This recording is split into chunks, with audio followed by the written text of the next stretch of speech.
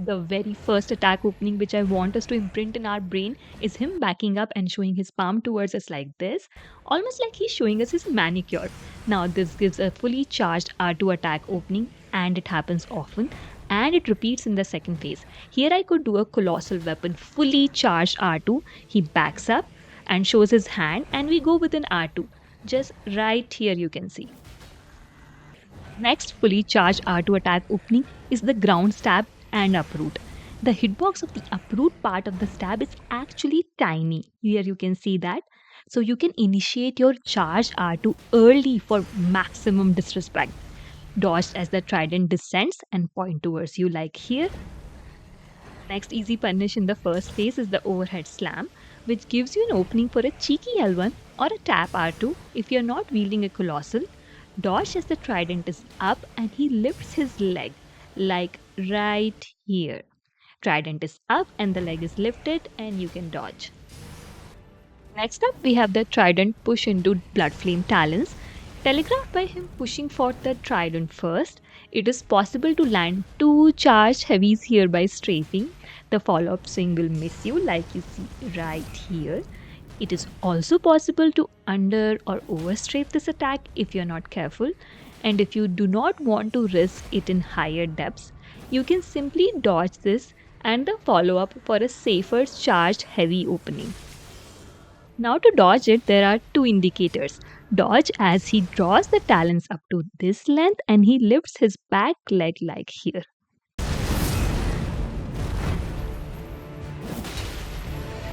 Next easy punish is Blood Flame Talons into poke. You can actually bait the poke by dodging away from the talons and roll into the poke to land a charge R2 like this.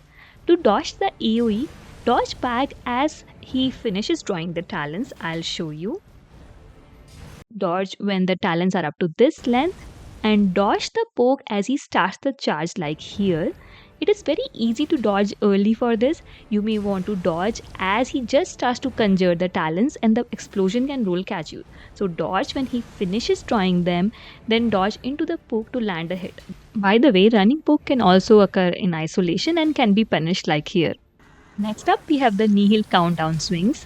Absolutely safe to land a charge heavy from his behind or from your right. Let's look at his blood boon attacks. First one is forward wide blood boon. You can just dodge into it to land a hit. Next is forward straight blood boon. Just run to the side or dodge to avoid it. And the blood boon from above. Now you can just run away from it, but if you're positioned behind him and there is no blood flame on the ground, you can sneak a little bong before scurrying off like I did. Now I will show you some of the common combos, but before that I just want to thank Boss Arena Mod to help create this guide, which is why you see most of the footage from the Divine Tower, and thanks to my friend who let me borrow their gaming PC to use the mod. To everyone watching, I make these guides purely out of my passion for the game and to help other players. Please consider subscribing cause every little bit helps. Here is the combo. He swings the trident in a wide arc, does it again, followed by a backhand swing with a charge R2 opening. For dodge timings, dodge as you see the prongs of the trident roughly go behind his head for both the swings. And the third one, dodge as the elbow faces you like here.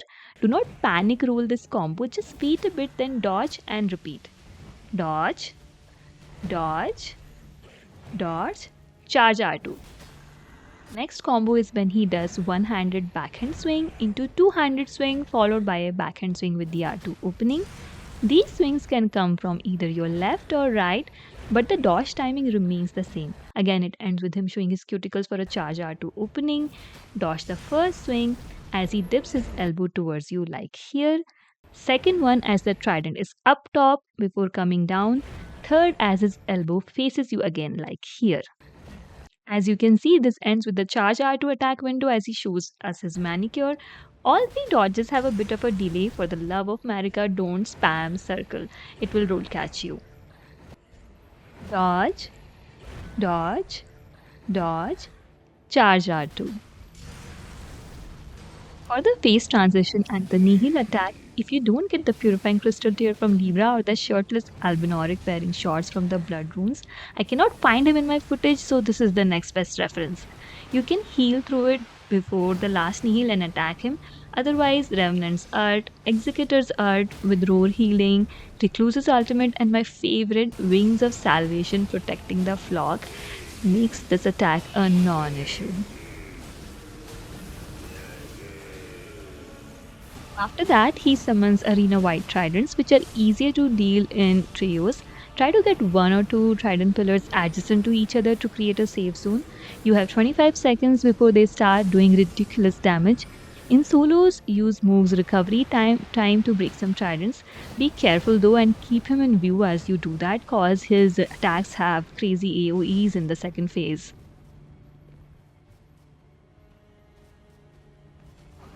Let's have a look at the second phase attack openings. The Trident push Blood Flame Talons into swing from phase 1 remains the same with extra Blood Flames. Dodge it or strafe it as I've shown before. Him showing his manicure is still a charge R2 opening.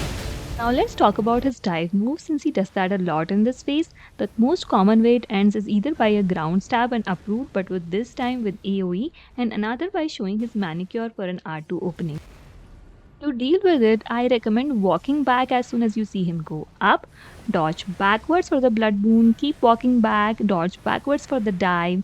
It will keep you safe from the blood flames and you can dodge the rest of the combo and still be near him to punish. To dodge the ground stab and the AoE, dodge as the trident comes towards you and he lifts his leg, like right here. To dodge the AoE, listen to the stab sound. Count to 2, 1, 2 and dodge on 2. The ground stab is sometimes a follow-up to the uppercut float like here. It's an easy punish. I'll show you the dodge timing. Dodge as he bends his knees in the air and is about to come down like here. Dodge the explosion just under a second after to punish. The dive attack can sometimes follow up into an uppercut followed by a trident dive, but it is pretty rare. Another attack opening is up in the air overhead slam, fairly intuitive to dodge, can land an R1 or a tap R2. We also have the jazzed up running thrust which sometimes followed by a literal twist. The twist can also be a follow-up to the blood flame talons into thrust combo from phase 1. If you roll into the thrust, it will miss you, giving you a punish window. For overall strategy and to make this fight easier, I would say reserve the status effects for the second phase of the fight. He's weak to both bleed and frost. This can even help to skip the second phase entirely provided there is enough damage. Also in his second phase, unless you're playing ranged, it is safer to be near him than further away from him. Remember, all the attack windows we discussed can also be used for healing or buffing yourself. Also, I forgot to mention that before taking the L1 crit, feel free to land a charge R2, but be quick about it please. Also, to demonstrate the advantage of reserving status effects in his second phase, I've actually added two versions of my no-hit Mohg boss fight. In the first one, I'm not using any status effects, and in the second one, I'm using the status effects in his second phase, which contributed to the phase skip, and I thought let's share both the versions. So I hope you have fun watching, and if you found anything helpful from this video, please consider subscribing.